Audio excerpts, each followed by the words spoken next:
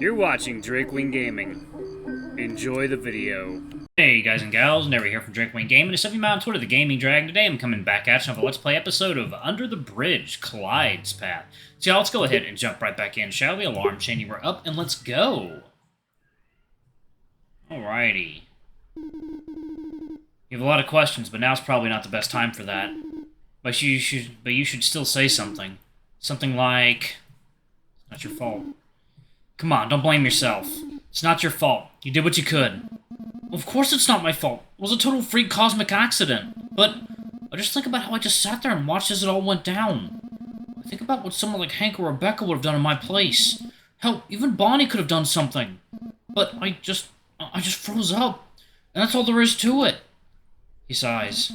Sometimes I wonder how different things could have been if it wasn't me, you know? Maybe I would have stepped up.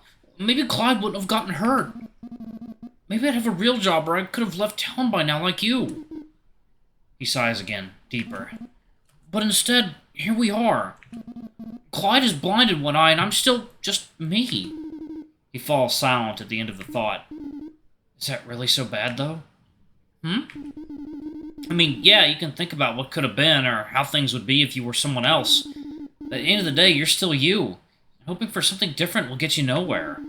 If you want to get a different job or skip town, then you need to focus on the future, not the past.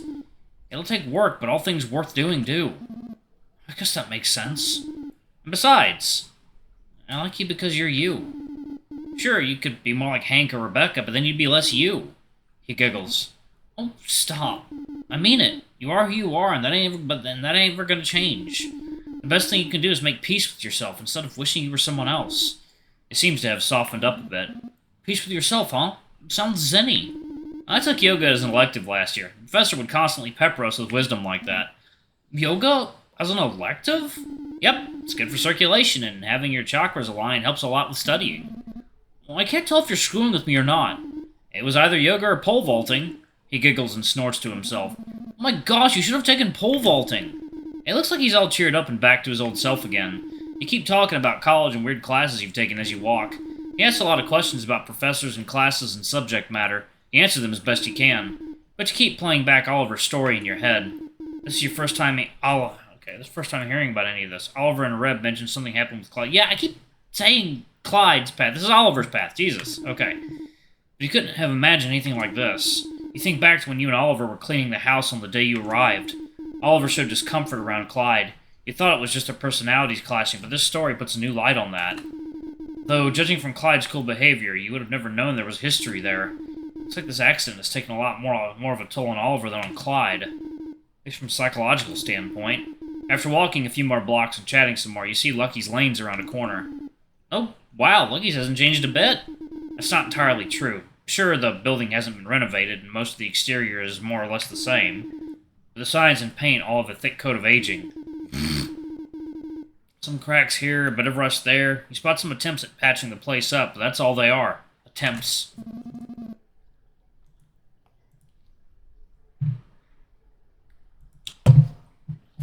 Yeah, it's nice.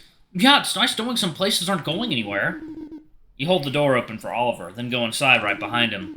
Stale air fills your lungs. Smacks of old fried food and disinfectant. Lucky's Lanes has definitely seen better days. Maybe it's just because it's a weekday, but this place is absolutely barren. This used to be the place to go on weekends, back in middle school and high school, in a town with nothing for young people to do. It's either this or drugs. You and your friends chose the former. You recall one particular summer where you and the gang were certain you could go pro in bowling. Coach Rebecca insisted everyone get together twice a week for practice. She tried to keep it serious, but Bonnie and Clyde made it fun. Oliver was there too. He was a substitute for whenever someone couldn't make it, but Reb ran a tight ship, so he mostly just hung around. In the end, school started back up. You all fell out of routine and the team never saw its first game. Here! Oliver passes you a crumpled coupon. I'll grab a spot. Can you reserve the lane? Sure thing. You cool with big pretzels? He nods and turns towards the lane furthest from the entrance. With a cup coupon in hand, you approach the counter. The employee looks up from her phone at you expectantly. I have this coupon. Can I get a game and an order of oversized pretzels? Cool. What shoe sizes? You wave to Oliver, who is sitting idly next to Elaine. You catch his attention. You make a gesture as if measuring something, then point to your feet, then tilt your head and shrug. Oliver squints for a second, then goes, "Aha!" once he interprets your message. He looks around to see if anyone is watching, then he sheepishly holds up a number of fingers. You relay the number to the cashier along with your own shoe size. She taps on a screen, probably to place your order and reserve your lane. Then she reaches over and hands you two pairs of bowling shoes. You pass her cash. She passes you a receipt. You stuff it into your pocket. "Cool. We'll have your order brought out to you." "Cool." She says "cool" one last time as you walk back towards Oliver.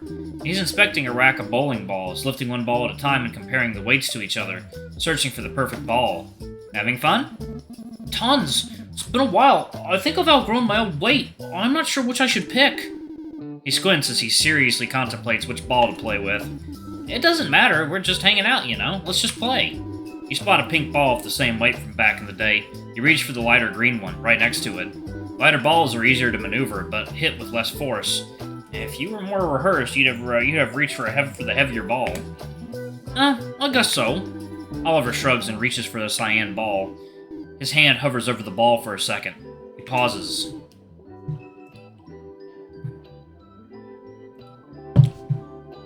He grabs the heavier purple one next to it. "I'm ready, I think."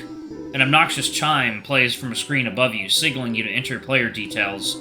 Sounds like the software hasn't been updated since you were a kid. "After you." Oliver gestures towards a nearby console and starts swapping shoes. You approach and tap your name in. Oliver's right behind you. While you swap shoes, he taps on the screen.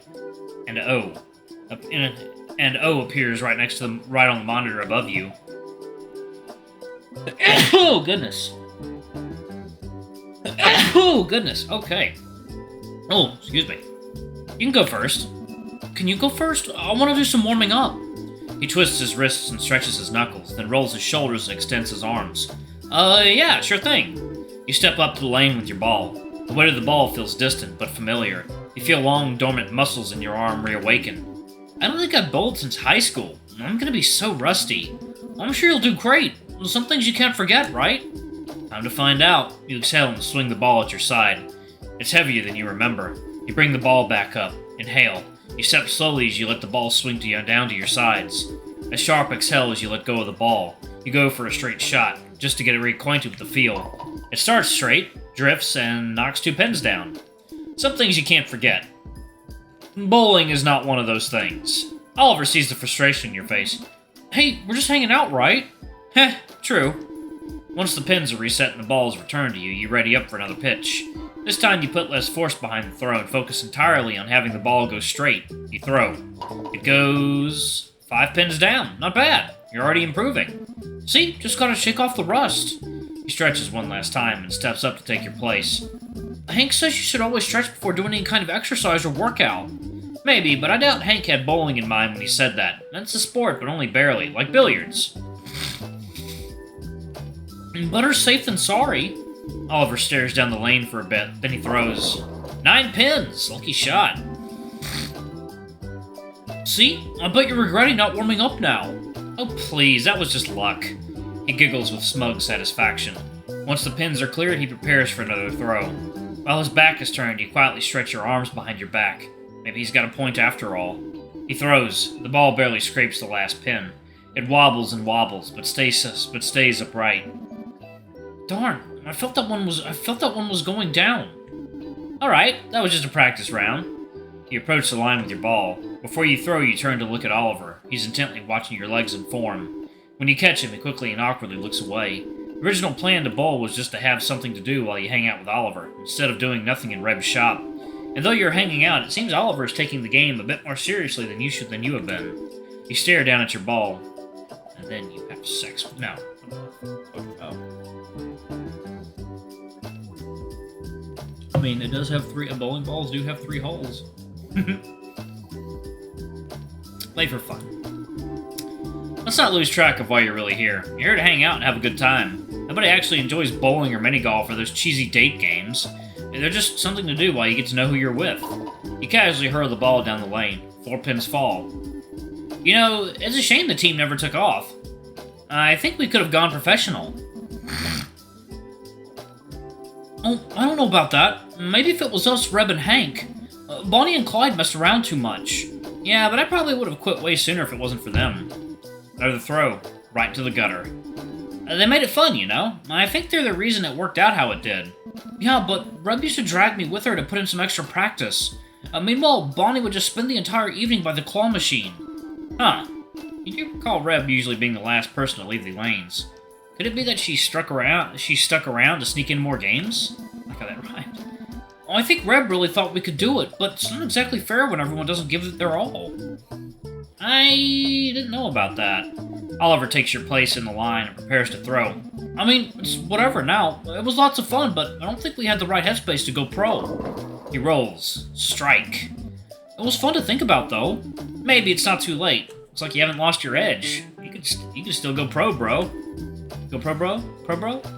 He shakes his head at the thought. Oh, no, I couldn't do that. I don't think I'm cut out for the celebrity lifestyle. I'm not sure if I'd call professional bowlers celebrities.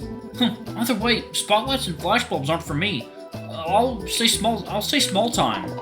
You roll and knock down 4 pins, and 3 more.